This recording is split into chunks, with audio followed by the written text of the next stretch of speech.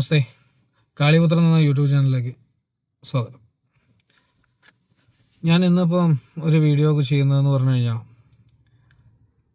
കൈവശം എന്ന് പറയുന്ന മാരകമായുള്ള ആഭിചാര ദോഷം അത് ഏറ്റ വ്യക്തി അതിനെ എടുത്തു മാറ്റി കഴിഞ്ഞ് കഴിഞ്ഞാലും വീണ്ടും അത് ആവർത്തിക്കും എന്നൊരു അവസ്ഥ കൂടിയുണ്ട്. അപ്പോൾ ഈ കൈവശം ഏത് രീതിയിൽ നമുക്ക് ചെയ്യാം എന്നതിൻ്റെ മുന്നേ ഞാൻ വീഡിയോ ചെയ്തിട്ടുണ്ടായിരുന്നു. അത് നമ്മളെ മനുഷ്യരെ കണ്ടുകൊണ്ട് ചെയ്യാം, അല്ലാതെയും ചെയ്യാം. അപ്പോൾ ഈ എങ്ങനെയായാലും ഇത് കൈവശം എടുത്ത് മാറ്റിയാൽ പോലും വീണ്ടും നമുക്കത് കൈവശദോഷം വീണ്ടും ആവർത്തിക്കപ്പെടും. അപ്പോൾ നമ്മൾ ചെയ്യേണ്ടത് ഇത് ആവർത്തിക്കാതിരിക്കാൻ വേണ്ടിയിട്ട് ഭക്ഷണം കഴിക്കുന്നതിൻ്റെ മുന്നേ അതിൽ നിന്നും ഒരു നുള്ളെടുത്ത് ദൂരെ കളയുക. നമ്മൾ ഈ ഭക്ഷണം എടുത്ത് അത് ഭക്ഷണത്തിൻ്റെ 1-2 മണി അരി എടുത്ത് എന്താണോ ഭക്ഷണം അതെടുത്ത് അത് ഭക്ഷണത്തിനൊന്ന് ചുറ്റി നമ്മൾ ഒരു മാറ്റി വയ്ക്കുക എന്നുള്ളത് തന്നെയാണ് ദൂരെ കളയുക എന്ന് ഉദ്ദേശിക്കുന്നത്. അങ്ങനെ ചെയ്ത് കഴിയുമ്പോൾ നമുക്ക് ഈ കൈവശദോഷങ്ങൾ ഏൽക്കുന്നതിൽ കുറേ മാറ്റങ്ങൾ സംഭവിക്കും. കുറേ കൈവശദോഷം ഏൽക്കാതിരിക്കുക അല്ലെങ്കിൽ ഏൽക്കുന്നതിൻ്റെ പവർ കുറയുക, ഇങ്ങനെയുള്ള അവസ്ഥകളൊക്കെ സംഭവിക്കും. അതുപോലെ തന്നെ ഈ ഭക്ഷണം കഴിച്ചു കഴിഞ്ഞ പാടെ കൈ കഴുകുന്നതിൻ്റെ മുന്നേ ഒരു ഗ്ലാസ് പച്ചവെള്ളം എന്ന് ഉദ്ദേശിക്കുമ്പോൾ നമ്മൾ ഈ ചൂടാക്കൊന്നും ചെയ്യാത്ത വെള്ളം എന്നാണ് ഉദ്ദേശിച്ചത്. കിണറിൽ നിന്ന് നേരിട്ട് കിട്ടുന്ന വെള്ളം കുടിക്കുക, ഒരു ഗ്ലാസ് കുടിക്കുക. അതൊക്കെ ചെയ്തു കഴിഞ്ഞാൽ തന്നെ വിഷാവസ്ഥകൾ നമുക്ക് ഏൽക്കുന്നത് കുറയും. പിന്നെ കഴിയുന്നതും നമ്മൾ എപ്പോഴും വയറൊന്ന് എപ്പോഴും ക്ലീൻ ചെയ്ത് വെക്കുക. ചുരുങ്ങിയതൊരു 3 മാസം കൂടുമ്പോഴെങ്കിലും നമ്മൾ വയറൊന്ന് ഇളക്കി വെക്കുക.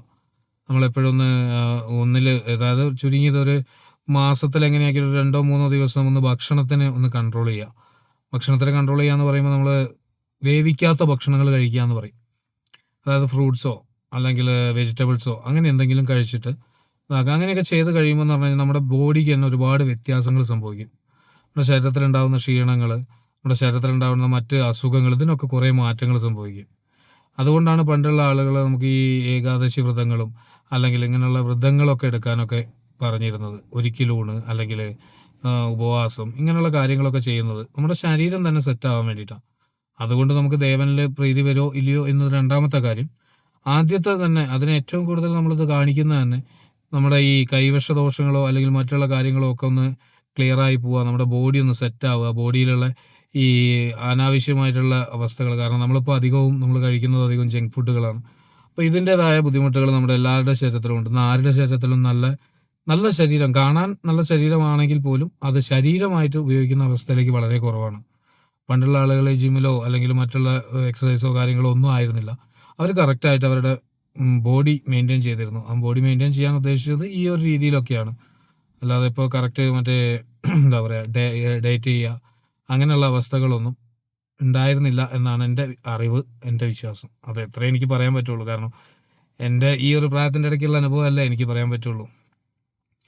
അപ്പോൾ ആ അറിവ് കൊണ്ടാണ് ഞാൻ അങ്ങനെ പറഞ്ഞത്. അപ്പോൾ നിങ്ങളത് കഴിയുന്നതും ആ ഒരു രീതിയിലൊന്ന് ശ്രമിച്ചു നോക്കുക. കാരണം ഈ വിഷാവസ്ഥ ചിലപ്പം നിങ്ങളോട് ഈ ഒരു വിഷം തന്നിരിക്കുന്നത് ചിലപ്പോൾ അതിയായ ആഗ്രഹം കൊണ്ട് നിങ്ങളുടെ ഒരു എന്താ പറയുക വല്ല പ്രേമവും കാര്യങ്ങൾ അങ്ങനെയുള്ള എന്തെങ്കിലും അതിയായ ആഗ്രഹങ്ങൾ കൊണ്ട് അല്ലെങ്കിൽ നിങ്ങളോടുള്ള ദേഷ്യം കൊണ്ട് ഇങ്ങനെയൊക്കെ ചെയ്യുന്ന കാര്യങ്ങൾ അതൊക്കെ ചിലപ്പോൾ കുറഞ്ഞ സമയം കൊടുത്തിൻ്റെ ആ ഒരു അവസ്ഥ കൊണ്ട് ചെയ്യുന്നതായിരിക്കും. പക്ഷെ ആ അവസ്ഥ നിങ്ങളിലേക്ക് വരുന്ന സമയത്ത് അത് നിങ്ങളുടെ ജീവിതം തന്നെ നശിപ്പിക്കുന്ന ഒരു രൂപത്തിലേക്ക് വരും. ഇപ്പോൾ നമ്മളിപ്പോൾ ഒരു കൈവശം കൊടുത്ത് ഒരു കൊച്ച്, ഇപ്പോൾ ഒരു പ്രേമം കൈവശം കൊടുത്ത് ആ കൊച്ചിനെ നമ്മളിലേക്ക് എത്തിച്ചു എന്ന് വിചാരിക്കുക. എത്തിച്ചാൽ തന്നെ കുറഞ്ഞ കാലം കൊണ്ട് ആ കൊച്ചിന് പിന്നീട് ആ ജീവിതം മടുക്കുകയോ അല്ലെങ്കിൽ ആ ജീവിതത്തിൽ പ്രശ്നങ്ങൾ ഉണ്ടാവുകയോ ചെയ്യുന്നത് ഒരുപാട് കണ്ടിട്ടുണ്ട്. അതുകൊണ്ട് തന്നെയാണ് ഞാൻ ഇങ്ങനത്തെ കേസിന് ആരെങ്കിലും എന്നെ വിളിച്ചു കഴിഞ്ഞാൽ വിളിക്കണ്ട, ചെയ്യില്ല എന്ന് തന്നെ പറയുന്നതിൻ്റെ കാരണം അത് തന്നെയാണ്. കാരണം നമ്മളിത് കഴിയുന്നതും ഈ ഒരു കർമ്മം കൊണ്ട് ദോഷങ്ങൾ ചെയ്യാതിരിക്കാൻ ശ്രമിക്കുന്നു എന്ന് മാത്രം.